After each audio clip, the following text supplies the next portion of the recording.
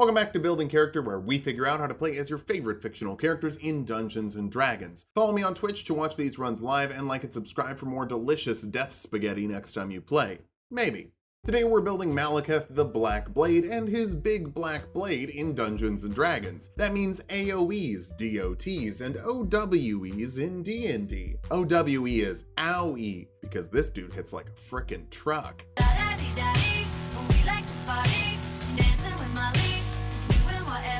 Before you watch the video, maybe you should add some of our other Elden Ring videos to your watch later list. Trust me, they're good stuff. We're just redoing building character in Elden Ring, but starting fresh has made this series even better in my opinion. Check it out and decide for yourself. Let's start off with our goals for this build. First, we need to hit people so hard they keep hurting after we hit them. Next, we need to make some sword explosions, something that requires some serious iframes to roll out of. Finally, we'll get the beast clergyman stuff. Basically just a bunch of rocks to throw. Throwing rocks is kind of a flex when you have a sword that's literally made of death. For stats, we'll be using the standard point array from the player's handbook. Roll for stats if you want, just keep your multi-classing minimums in mind. Strength will be number 1. The Beast Claw Seal scales with strength. We can't actually cast spells with strength in D&D, but I'm jotting that down for a homebrew idea. Charisma next, that'll be our D&D casting stat of choice because Malekith is either a good boy kitty or a bad boy lion. Intelligence after that, religion is an intelligence skill and Mali is a priest. Follow that up with constitution. While Malekith's HP isn't the greatest, he does have 40% more HP than Gideon. I mean, it's Gideon, but he is the next boss after Malekith, technically. Dexterity is a bit low, we just don't need it, and we'll dump wisdom. Marika betrayed you and you didn't see it coming. That's figuratively insight and literally perception. Malekith is a cat. He's a kitty cat, but he's also large, so Leonin seems like a good fit for me. Bump your charisma by 2 and strength by 1. Enjoy 60 feet of dark vision. Your claws deal 1d4 plus your strength modifier in slashing damage, though I don't see you using those. That's what the sword is for. The only real difference between a Leonin and a Tabaxi is the Daunting Roar as opposed to feline agility. Daunting Roar forces a wisdom saving throw on a creature using your constitution modifier. Failing that, the creature is frightened of you until the end of your next turn. It's not all that good, but neither is Malekith's Roar, so that works out great. Leonin can pick one skill of their choice from a short list like athletics, and we can build our own background for acrobatics and deception, letting you do cool backflips, pretend to just be a hungry old bear priest, just hungry for a little snack. Definitely not a super badass murder man in hiding. Nope, just bring me some spaghetti, please. We'll kick things off as a paladin, letting you grab 2 skills from the paladin list like religion and intimidation to be a priest, but a scary one.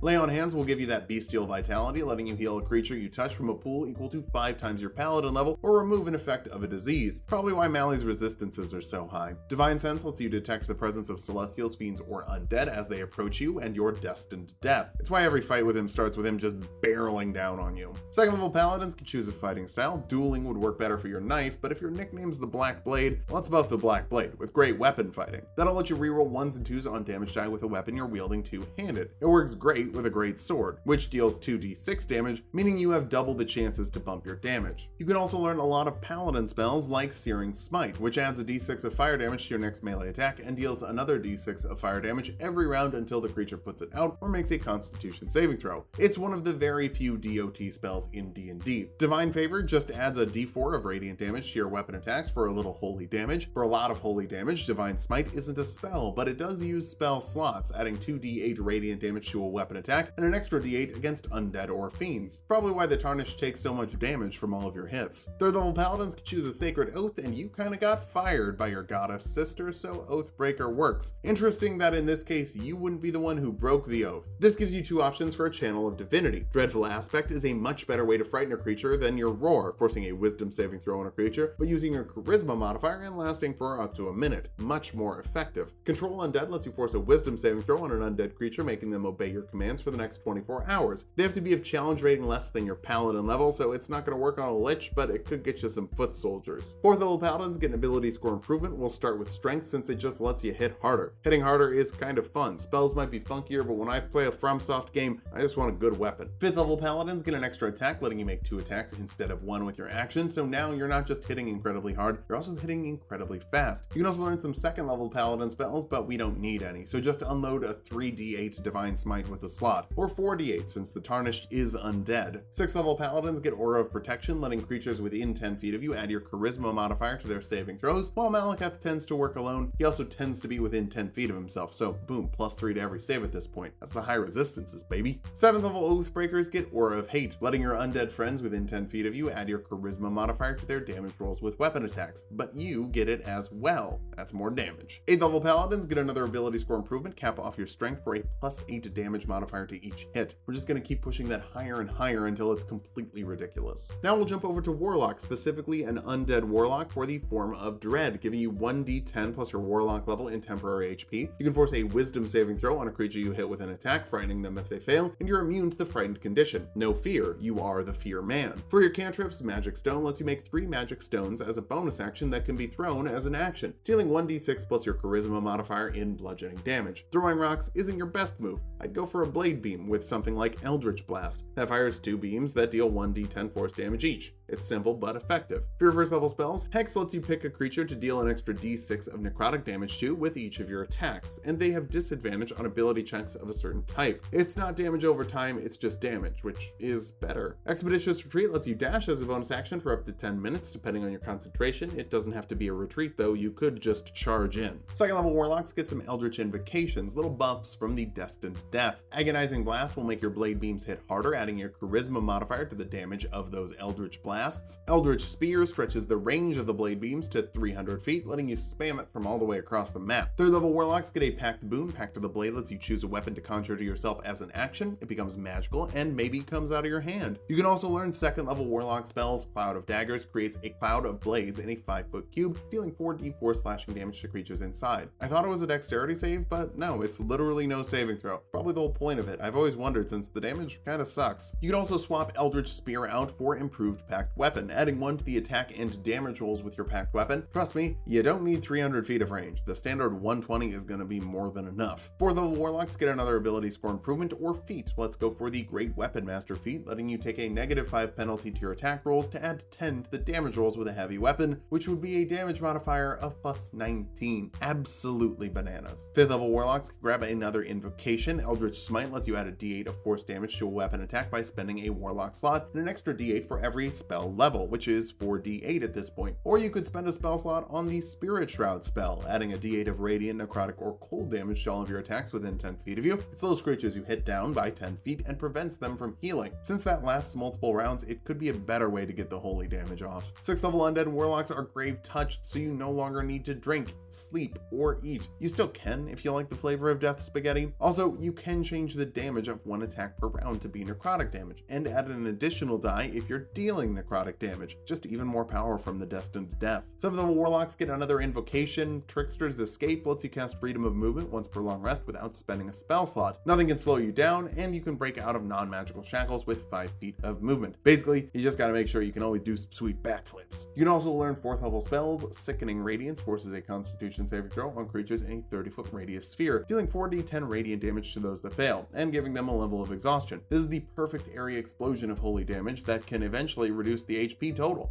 Eventually, 8th level Warlocks get another ability score improvement. Start working on your Charisma modifier for more Aura of Hate damage and better spells. We'll finish this off as a Paladin. 9th level Paladins can learn 3rd level spells from the Oathbreaker list. Bestow Curse forces a Wisdom saving throw on a creature. Failing that, something bad happens to them. You decide what it is, but your DM has to approve it. Maybe reducing the HP total by 10% for a minute or something like that. Something reasonable. 10th level Paladins get Aura of Courage, making creatures within 10 feet of you immune to frightening. Despite being a cat, Malekith doesn't startle easily. 11th level Paladins get improved Divine Smite, letting you add a d8 of radiant damage to all of your weapon attacks. It's just some free holy damage. Not great in the end game, but it should be fine in D&D. Our capstone is the 12th level of Paladin for one last ability score improvement. Cap off your Charisma modifier for a +21 damage modifier with Great Weapon Master and Aura of Hate. Is that good? Well, now that we've hit level 20, let's figure out how viable this build is. Yes, that's good. +21 damage modifier is very, very good, and with 2 attacks per round, that means you're dealing 42 damage before you've rolled rolled anything. You could also do massive damage with 2 Divine Smites, adding 10 d8 radiant damage, and an Eldritch Smite adding 4 d8 force damage, for a total of 4 d6 plus 12 d8 plus 48 plus 42 damage, or around 118 with median rolls. Finally, you're scary with so many fear effects keep people from getting close to you. For weaknesses, your perception is low, so if someone gets the drop on you, they could sneak attack you and end your life pretty fast. You're also not very stealthy since your dexterity is low and you're probably wearing heavy armor. Finally,